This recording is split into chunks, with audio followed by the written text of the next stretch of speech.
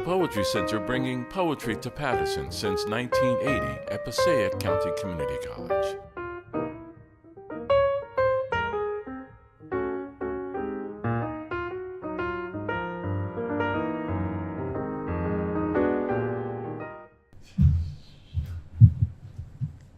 Our next reader is one of our finalists, Colleen Morton Busch. Her finalist manuscript is called Smolder.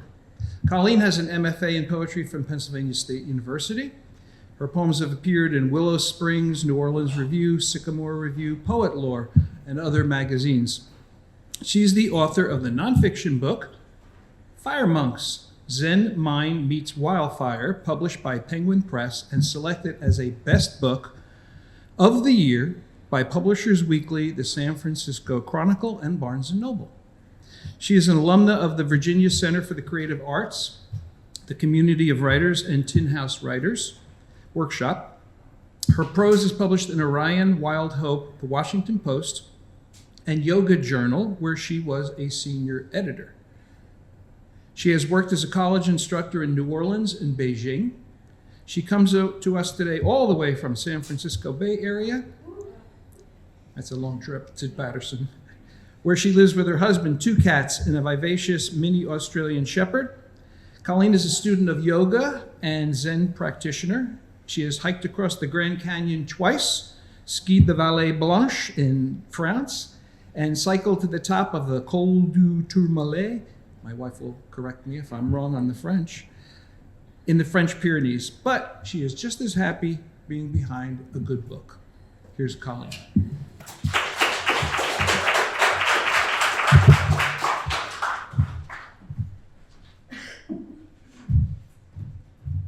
Thank you, Ken. How's the sound? Good? It's true, I came from Berkeley, where I live, a couple days ago, and I'm really delighted to be here today and have a chance to share some work with you.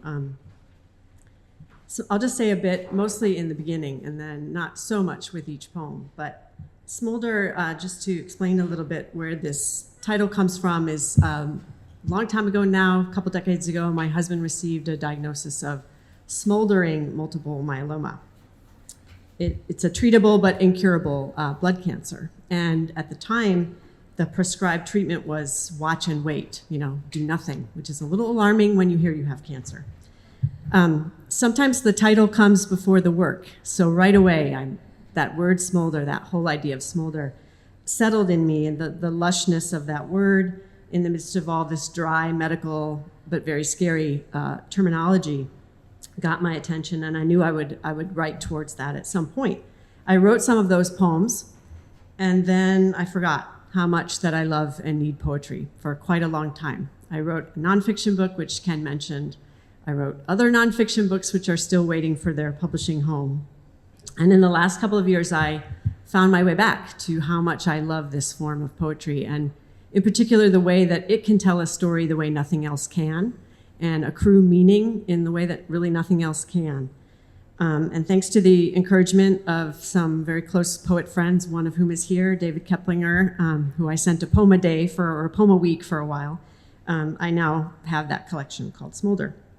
And the poems, I would say, engage with the many kinds of fire that humans ignite, play with, get burned by, and spread. They're love poems and elegies, often in the same shell. And the first one is called Dressing for Death. The rayon pants with the squiggly pattern, like chromosomes.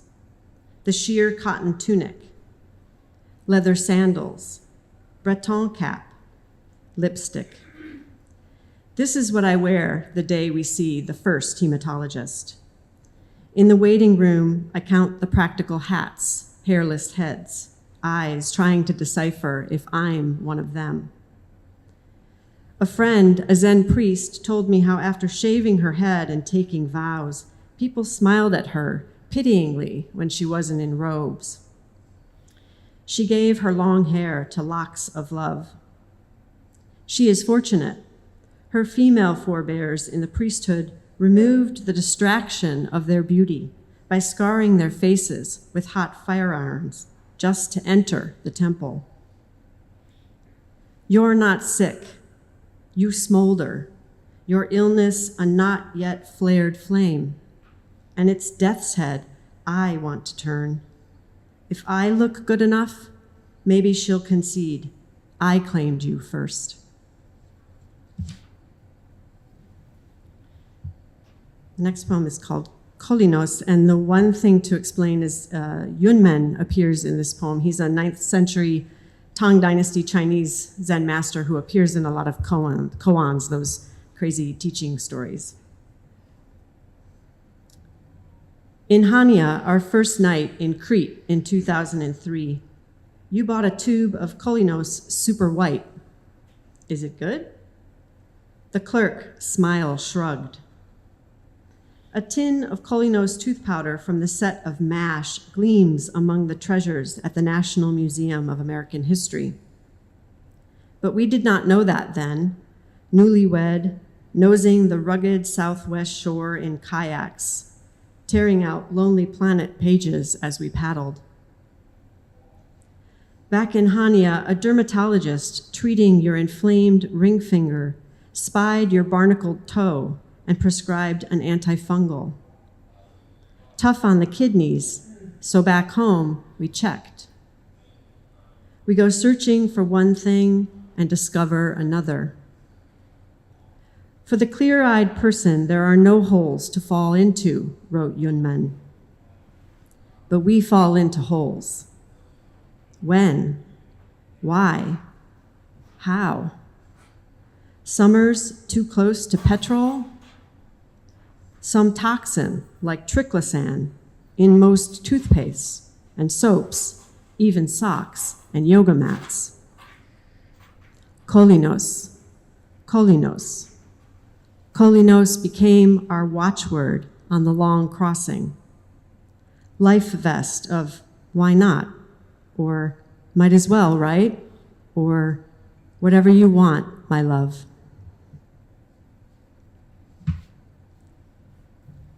I'm going to read this next one for my sister, Kathy, who's here today, who drove me over from Brooklyn this morning.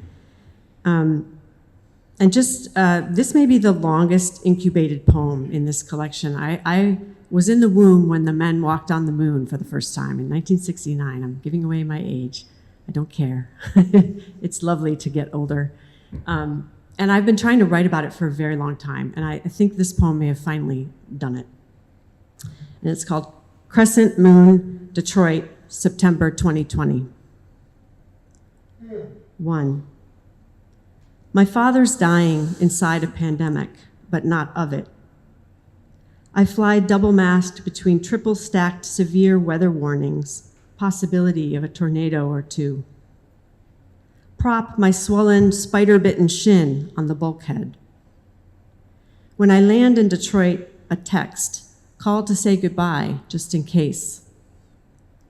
Through the interminable neon hallway to gate 16, my silent scream pulses. No, no, no, no, no, no, no. 2. It's not that I refuse the fact of death. I know it, like my leg knows the spider's mouth, trapped between denim and flesh. I'm almost grateful for the pain, the regolith of loss and aliveness.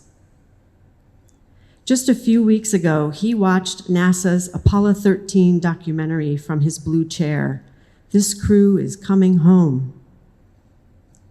What I can't abide is how close I am, yet maybe too late. 3. When Armstrong and Aldrin left boot prints on the moon, it was a crescent, like the one now waxing 238,855 miles over the tarmac while no one watches. At my birth, the moon was on the wane, a difference that matters in astrology and in grief. My mother answers. My father's breath is wet and labored. He tries to say something, but it's been days since he reached for words. Words have no gravity where he's going, where we are. How tiny the frightened spider's teeth. How vast and serene the view of home from space. Boarding begins. I hitch my carry-on over my shoulder, say only, I'm on my way.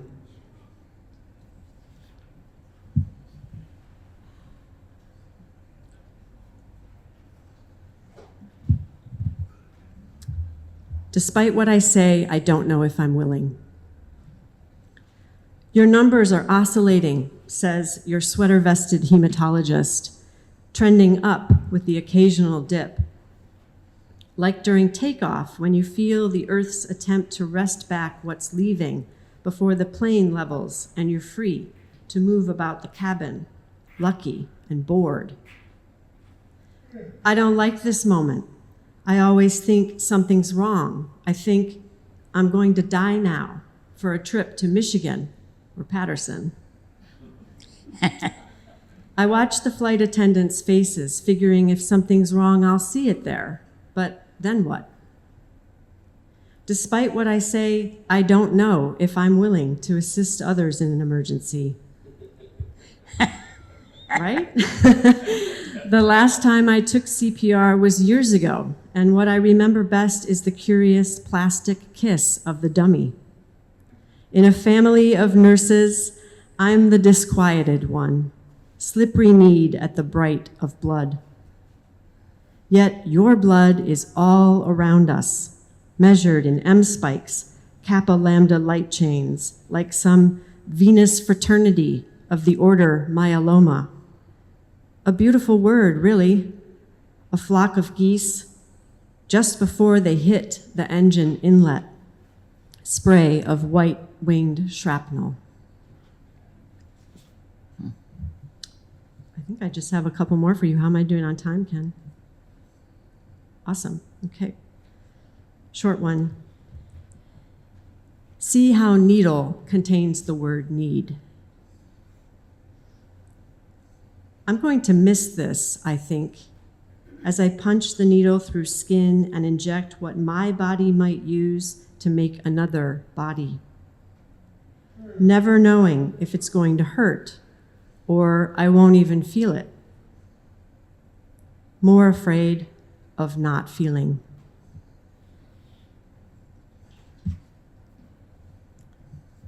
I have one or two more depending on the time. I got time? Okay. So this next one is called To Quran Trail. It's spelled C-U-R-R-A-N. I say that only because it might sound like the Quran, but it's C-U-R-R-A-N, To Quran Trail, September 2023. And this one is for my husband, John. There's a few poems in the book that actually refer to this trail. It's in our regional park. We hike it, we mountain bike it. It's an everyday use kind of trail. And we were on that trail the day that he got his diagnosis, and we came home to the diagnosis. So it really etched itself in there, the way a song sometimes etches yourself into your memory. And we've been back there a million times since. So this poem, I think, is doing a kind of accounting. There's a lot of precision in it. There's a lot of numbers and names, but my hope is that it's in a kind of happy tension or dance with what can't be named or measured or contained. To Quran Trail, September 2023, for John. Whiter than bone block letters etched into redwood point the way. To Quran Trail. This bothers you. It is Quran, you say, not two. It's been 17 years, the sideways sum of 7 to 10, meaning the more you might live. What one expert projected beyond the usual 3 to 5, and oh, how we adored him for that math. Impossible to count how many times we've stood here catching our breath. Most are unremembered, unremarked, but 3 glint like shards of midday sun. The first, just before myeloma, was a word we'd even heard. The second, the day after death came to live in you, and Quran was the same wide trail, yet bore no resemblance to itself. Today, a fine September morning decants the scent of eucalyptus, bay leaf, wild plum, pit-studded coyote scat. I was here, but try to find me now. Like the traces in your blood measured every 3 months. We've blown past that early hopeful math. Lenalidomide, bortezomib, isatuximab, sometimes cyclophosphamide, always dexamethasone.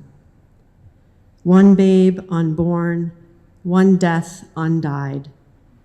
Years of toward while also right here. One more? Is there time? So the last one I'm going to read is actually the first poem in the book. I'm not sure why I'm reading it last, but it's maybe the most lyrical of the ones, the most, of the poems that I'm reading today. It's called Spark. A struck match flung from a window into a parched field, tiptoes, whispers, catches even the ravenous air by surprise.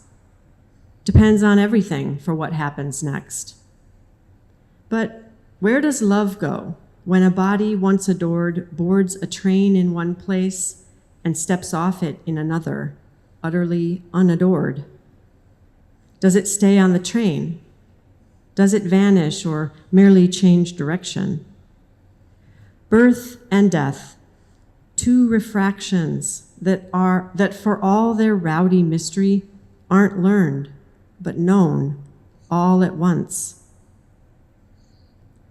That love persists, set like pavers between before and after, twigs in a nest of not yet, flint inside the hip of time, the most tender incongruity we carry. Thank you so much.